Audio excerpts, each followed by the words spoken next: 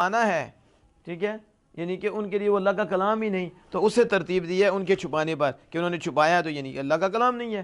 اور پھر اللہ پاک نے انہیں پاک نہیں کیا، کیونکہ وہ واقع ہوا ہے کہ انہوں نے ثمناً قلیلاً کو خریدا ہے حق کے بدلے، اور پھر عذاب علیم جو واقع ہوا ان کے کھانے پر، تو ان پر کیا واقع ہوا؟ جہنم کیا ہو گیا؟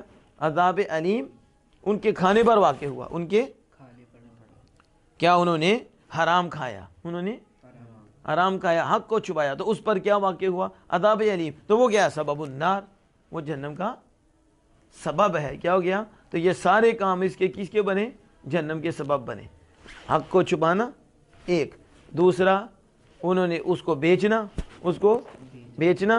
اور پھر دردناک عذاب اس پہ واقع ہوا، دردناک کہ وہ کھا رہے ہیں، ٹھیک ہے، تو وہ سارے کا سارا کیا بن گیا؟ جہنم کا سبب۔ اس کا جہنم کا سبب۔ اور اولئک الذین اشتروا الضلالۃ، یہ اولئک الذین اشتروا الضلالۃ بالہدی، یہ دنیا میں ان کا حال بیان ہوا ہے۔ کہاں حال بیان ہوا؟